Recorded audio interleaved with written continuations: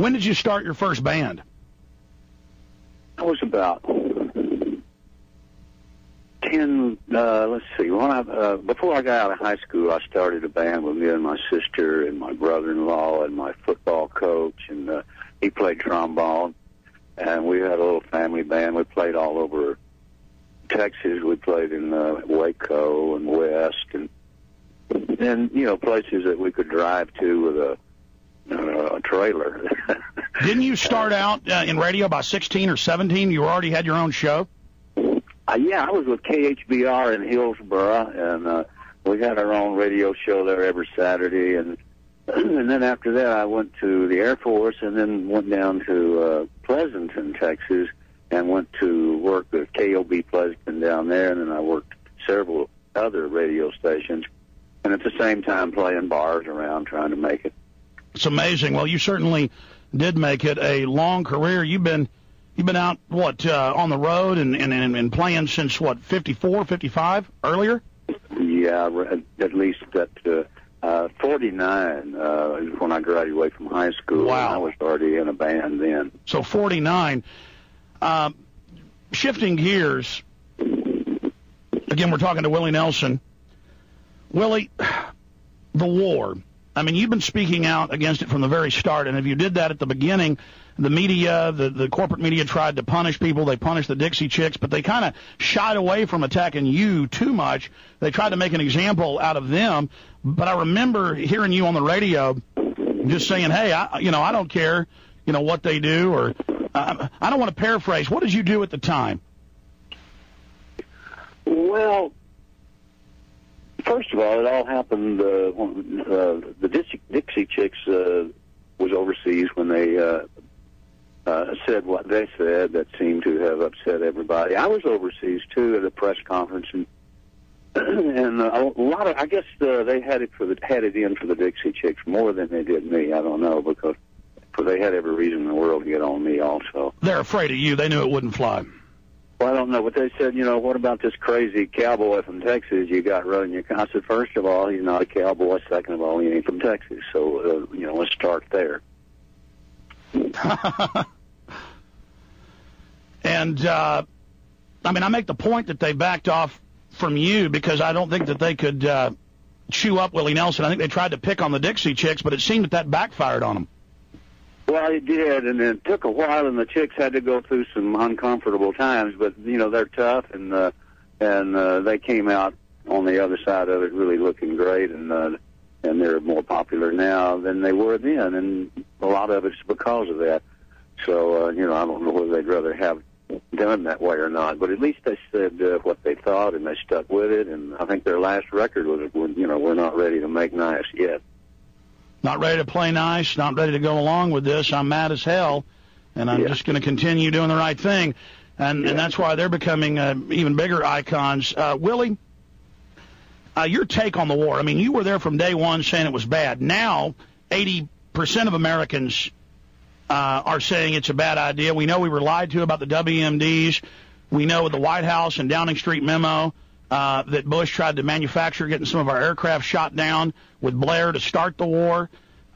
Where's Willie Nelson now, 5 years into this war, and thousands and thousands of dead Americans, hundreds of thousands of dead Iraqis? You've been vindicated yet again. Well, it was always a bad idea. You just don't start wars. And again, it goes back to my whatever I learned in Abbott, Texas.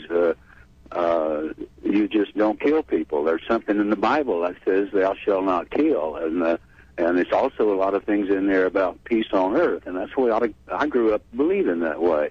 And then all of a sudden I found out there are huge organizations out there that are starting wars and selling bullets to both sides, and I said, what the hell is going on? What happened to peace on earth?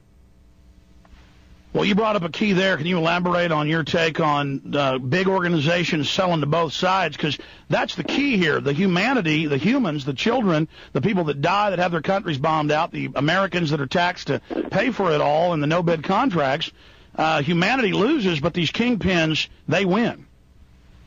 Yeah, and they've been winning ever since...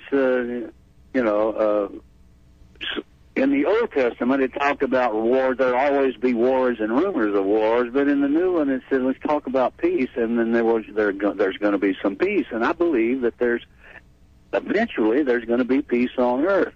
And it's those other bastards that are getting in the way of it. So what do we do about them, Alex?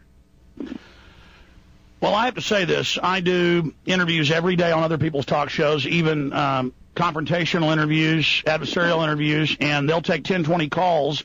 And at 20 calls, 19 people agree with me while the neocon or right-wing host is attacking me, because I come from, to it from a libertarian perspective, and it just neutralizes them. Now, 5, 6 years ago, that wasn't happening. It was half and half. And I'm seeing a total shift personally, but also in the polls. But now both parties have circled the wagons against the people, and they're saying, we don't care what you want. John McCain said this war is going to go on for 100 years. Yeah. Yeah, and it can't. It just can't. We can't let it go on another year. I mean, it has to. The other day I was getting interviewed. Somebody said, what would you do if you were elected president? I said, I would stop the damn war. And it's just that simple. You stop that war, you stop other wars that we're in around the country, and you go around the country being a peacemaker and stopping wars. I thought that's what you're supposed to do. Since when does America invade all these countries that had nothing to do with 9/11? Yeah, really. And all of a sudden, the way I heard it, there was 15 people from Saudi Arabia hit us in New York, and we go jump on Afghanistan. I never could figure that one out in Iraq. Well, I did figure it out, too, but I'm surprised more people haven't figured it out. Willie, you brought it up. You figured it out. What's your take on 9/11? Just came out in AP today that the White House was running the commission. We always knew that, but now they admit. In fact, I have the headline right here. I read it before you came on, where they're now admitting that it was a staged commission. Well, that ain't good news, but it's not. It doesn't surprise me. Did it you? No, it didn't. I'm glad it's coming out. What's your take on 9/11? Do you question the official story? I certainly do, and I saw those towers fall, and I've seen an implosion in Las Vegas. There was too much similarities between the two, and I saw the building fall. It didn't get hit by nothing. So, how naive are we? Or, what do they think we'll go for? So, are you saying you started having questions or that little voice in your head? Did you have a bad feeling the day it happened? Is that what you're saying? The day it happened, I saw one fall, and it was just so symmetrical. And I said, wait a minute, I just saw that last week at the, a casino over in Las Vegas. And you see these implosions all the time, and then the next one fell. And I said, hell, there's another one.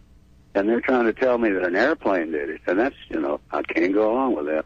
And then you find out that mainstream news reported, but it never got any attention, that the supposed hijackers were given national security clearance and were trained at U.S. bases, and the dean of the Defense Language School, Colonel Butler, goes public and says, we train these people, the government's involved, and they start court-martialing him until he agreed to shut up. True story, I guess. I hate to hear it, but it's probably true.